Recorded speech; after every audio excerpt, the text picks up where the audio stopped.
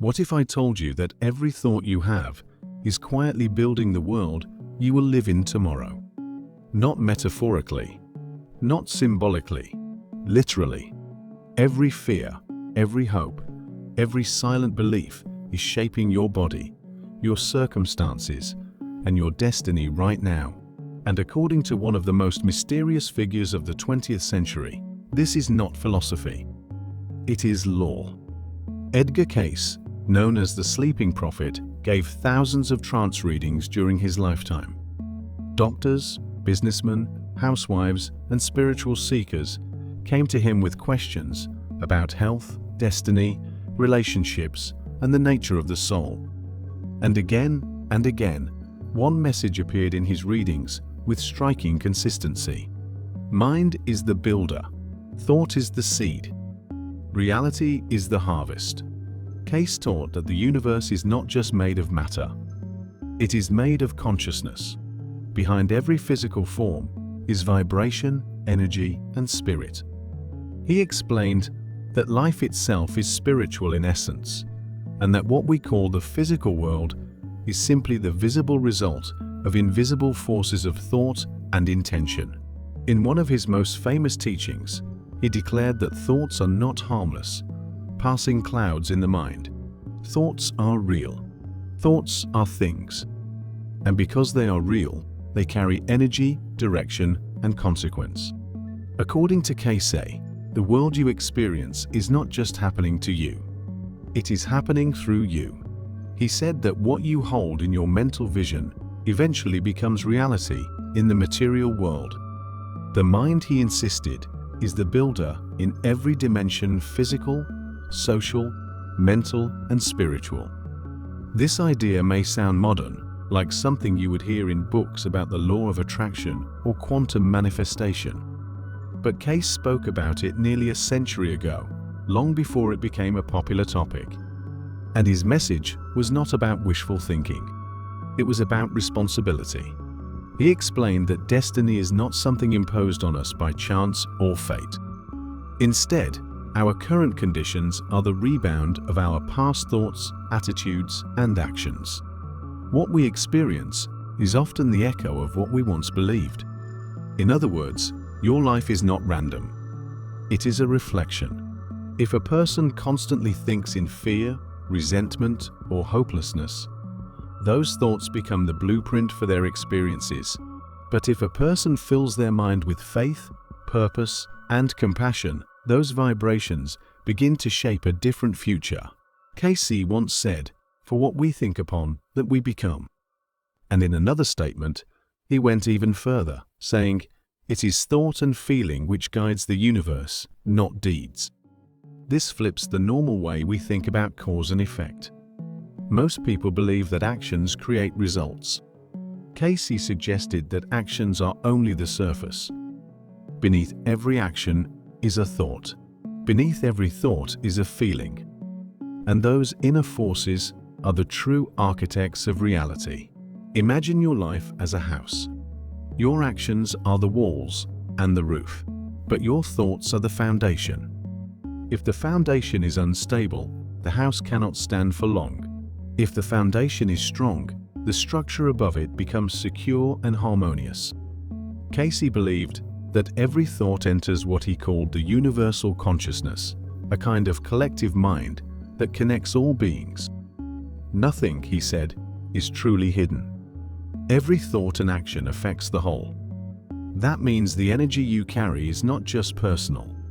It ripples outward. Your anger, your kindness, your doubt, your faith, they all become part of a larger field of influence. And here is where his teaching becomes both empowering and sobering. If thoughts shape reality, then the life you experience is not simply something that happens to you. It is something you are participating in, moment by moment, through the quality of your inner life. Every complaint becomes a seed. Every grateful thought becomes a seed. Every belief about yourself becomes a seed. And just like in nature, whatever you plant consistently will eventually grow. Cayce taught that the mind does not simply observe the world, it constructs it. Just as the mind of God brought the universe into form, the human mind shapes personal experience in the same creative way, though on a smaller scale. So the question is not whether you are creating your reality. The question is what you are creating it with. Are your thoughts building a prison or a path forward? Are they shaping a life of fear or a life of purpose? Are they constructing walls or opening doors? Because whether you realize it or not, the builder is always at work. And the builder is your mind. If thoughts truly shape reality, then the next question becomes unavoidable. Why do so many people think positively, pray, or hope for change, yet still feel trapped in the same patterns? Edgar Cayce addressed this very issue in many of his readings. He explained that it is not occasional thoughts that shape destiny, but dominant thoughts. The thoughts that repeat, the thoughts that carry emotion, the thoughts that form beliefs. A person may say they want success, but secretly believe they are not worthy of it. They may hope for love, but carry deep fears of rejection. They may pray for health, yet constantly imagine illness and weakness. According to Cayce, the subconscious mind responds not to what we say, but to what we consistently feel and believe. He taught that the conscious mind is like a gardener, but the subconscious mind is the soil. Whatever seeds are planted repeatedly will grow, whether they are seeds of fear or seeds of faith. This is why two people can experience the same situation and walk away with completely different results. One person sees an opportunity. The other sees a threat. One sees a lesson. The other sees a punishment. The outer event is the same, but the inner interpretation shapes the outcome. Cayce explained that the subconscious mind is deeply connected to the spiritual self. It is the doorway between the material world and the soul. And because of this connection, it carries impressions from past experiences, past habits, and even what he described as past lives. Whether or not one accepts the idea of reincarnation, the principle is clear. The subconscious mind stores emotional patterns, and those patterns influence how we see the world and how the world responds to us. If a person carries the deep belief that life is unsafe, they will unconsciously create situations that confirm that belief. If someone believes they are unlovable, they may push people away or choose relationships that reinforce that feeling. Not because they want suffering, but because the subconscious seeks what is familiar. Cayce described this process as a kind of spiritual law. Like gravity, it does not judge. It simply responds. He often said that the ideal held in the mind becomes the mold into which experience is poured. In other words, the picture you carry inside yourself eventually shapes the experiences that fill your life. This is why he encouraged people to choose a spiritual ideal. Not just a goal, not just a wish, but an ideal. Something higher than the ego. Something that represents the kind of person they want to become. For some, that ideal might be Christ-like compassion. For others, it might be truth, service, or wisdom. The specific form did not matter as much as the sincerity behind it. Cayce explained that when a person holds a spiritual ideal consistently, their thoughts begin to align with it. Their choices begin to reflect it. Their emotions begin to harmonize with it. And over time, their life circumstances start to change in response. He did not promise instant miracles. He spoke of gradual transformation, like a seed growing into a tree. Think about how a river shapes the land. It does not change the landscape overnight.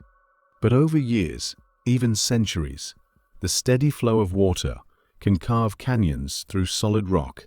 Thoughts work in a similar way. Repeated day after day, they carve pathways into the subconscious mind. And those pathways become habits, reactions, and eventually, destiny. Cayce also emphasized the role of imagination. He believed imagination was not just fantasy, but a creative force. The images you hold in your mind act like blueprints for reality. When a person constantly imagines failure, embarrassment, or loss, they are unconsciously rehearsing those outcomes. But when they imagine success, healing, or harmony, they are building a different blueprint. This is why visualization, prayer, and meditation was central in many of Cayce's readings. He encouraged people to take a few minutes each day to picture the life they wanted to live, not in terms of material possessions, but in terms of character and feeling. Instead of imagining a bigger house or more money, he encouraged people to imagine themselves as peaceful, kind, strong, and purposeful. Because once the inner state changes, the outer circumstances begin to follow. He often warned against focusing too heavily on material desires, not because money or comfort were wrong, but because they were temporary. If a person gained wealth without inner growth, they might still feel empty. But if a person developed patience, compassion, and clarity, those qualities would shape every part of their life. In one reading, Cayce explained that the real purpose of life is the development of the soul. Circumstances, challenges, and opportunities all serve that greater goal. If the mind is truly the builder, then one final question remains. How do we actually change our thoughts in a practical, everyday way? Edgar Cayce did not leave this as an abstract idea. In many of his readings, he gave simple, practical guidance for transforming the mind and, in turn, transforming reality. The first step, he said, is awareness. Most people are not conscious of what they are thinking throughout the day. Their thoughts run automatically, shaped by habits, fears, news, conversations, and past experiences. Without awareness, the mind becomes like a ship without a captain, drifting wherever the currents push it. Cayce encouraged people to become observers of their own thoughts. Notice what you think about when you wake up. Notice the stories you repeat in your head. Notice the words you use when you talk about your life. Do you often say, "Nothing ever works out for me"? Do you think, "I always mess things up"? Do you expect disappointment before something even begins? According to Cayce, these repeated thoughts become silent commands to the subconscious mind. And the subconscious, like a faithful servant, begins to shape reality around those commands. The second step is replacement. Once you become aware of a negative or limiting thought, you must replace it with a constructive one. Not by force, and not by pretending everything is perfect, but by choosing a higher, more truthful perspective. If the thought is, "I'm not good enough," replace it with, "I am growing every day." If the thought is, "Life is against me," replace it with, "Every experience can teach me something." If the thought is, "Nothing will ever change," replace it with, "Change begins with me." Cayce emphasized that repetition is the key. One positive thought will not erase years of negative conditioning. But repeated consistently, new thoughts begin to carve new pathways in the mind. He compared it to learning to play an instrument. At first, the fingers stumble. The notes are awkward. But with daily practice, the music begins to flow naturally. The same is true with the mind. The third step he recommended was meditation or quiet reflection. Cayce often spoke about the importance of entering silence each day, even if only for a few minutes. In that silence, the mind becomes still, and the deeper self can be heard. He suggested beginning with a short prayer or intention. Something simple like, "Let me be a channel of peace and kindness today." Then sit quietly, focusing on the breath, or on a word that represents your spiritual ideal. Over time, this practice calms the nervous system, clears the mind, and strengthens the connection between the conscious mind and the spiritual self. Another method Cayce frequently recommended was service to others. This may seem unrelated to manifestation, but in his teachings, it was essential. He believed that selfish thoughts narrow the mind, while loving actions expand it. When a person focuses only on personal gain, fear and anxiety tend to grow.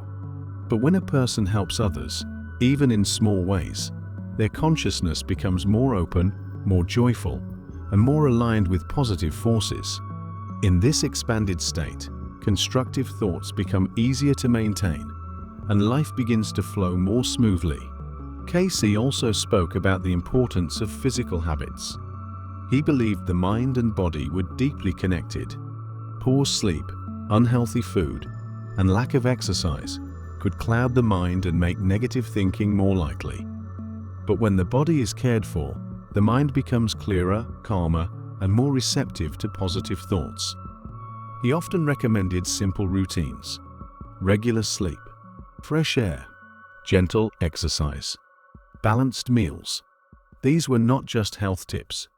They were tools for mental and spiritual growth. Perhaps the most powerful principle Cayce taught was patience. He warned that many people give up too quickly. They try positive thinking for a few days or weeks, and when nothing dramatic happens, they assume it does not work. But deep patterns in the subconscious take time to change. He compared it to planting a garden. You do not plant seeds in the morning and expect fruit by evening. You water the soil. You give it sunlight. You protect it from weeds. And over time, growth happens naturally. The same is true with thoughts. If you consistently plant seeds of courage, kindness, and faith, your life will eventually reflect those qualities. And perhaps, most importantly, Cayce reminded people not to condemn themselves for negative thoughts. Guilt and self-criticism only create more negativity. Instead, he encouraged compassion toward oneself. Notice the thought, gently replace it, and continue forward, because the mind is always building, and every new thought is a new brick in the structure of your life.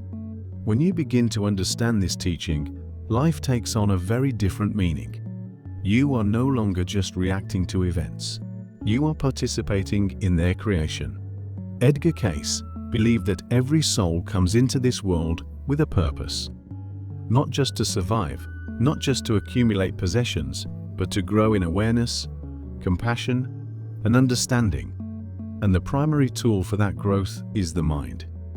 He often described life as a classroom for the soul. Every experience, pleasant or painful, is part of the curriculum. Every relationship is a lesson. Every challenge is an opportunity to choose a higher thought instead of a lower one. When you respond to anger with patience, you change your inner world. When you respond to fear with courage, you reshape your destiny. When you respond to selfishness with service, you expand your consciousness. According to Cayce, these inner choices are far more important than outer circumstances. Two people can live in the same environment, face the same struggles, and yet end up with completely different lives. The difference is not always in what happens to them, but in how they think about what happens. He taught that the soul is constantly evolving. Each lifetime, each experience, each decision adds to its growth. And the thoughts you cultivate today become part of that spiritual momentum. This means that nothing is wasted. No act of kindness is lost. No sincere effort is meaningless. Even small changes in thought can echo far into the future. Cayce also spoke about forgiveness as a powerful force of transformation. Holding on to resentment, he said, ties the mind to the past. It keeps old wounds alive and prevents new experiences from forming. But when you forgive, you release that energy. You free the mind to think new thoughts. And those new thoughts open the door to new realities. Forgiveness does not mean pretending that something painful never happened. It means choosing not to let that pain define your future. Another theme that appeared often in Cayce's readings was faith. Not blind belief, but a quiet confidence that constructive thoughts, sincere intentions, and loving actions always move life in a positive direction. He encouraged people to trust the process of inner growth, even when outer circumstances seemed slow to change. Because reality, according to his teachings, moves from the inside out. First comes the thought, then comes the feeling, then comes the action, and finally, the experience. Reverse the thought, and eventually, the experience will change as well. Imagine what your life would look like if you truly believed that every thought mattered. If you treated your mind like a sacred workshop where the future was being built. You would guard your thoughts more carefully. You would choose your words more wisely. You would treat yourself with more patience and compassion. You would realize that every moment is an opportunity to plant a better seed. Cayce did not claim that life would become perfect or free of challenges, but he believed that with the right thoughts, even challenges could lead to growth, wisdom, and deeper peace. And that is the heart of his message. You are not a passive observer in the story of your life. You are a co-creator. Your thoughts are the tools. Your beliefs are the blueprint. And your daily choices are the construction process. So if your life is a reflection of your thoughts, what kind of reflection do you want to see?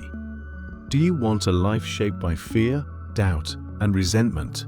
Or a life shaped by faith, purpose, and compassion? The choice is not made once. It is made moment by moment, thought by thought. Because every thought is a seed.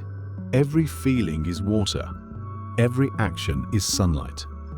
And the garden you grow will eventually become the world you live in. So watch your thoughts. Nurture the ones that uplift you. Release the ones that hold you back. And remember this simple but powerful truth that echoes through the teachings of Edgar Cayce. Mind is the builder, thought is the seed, and your life is the harvest.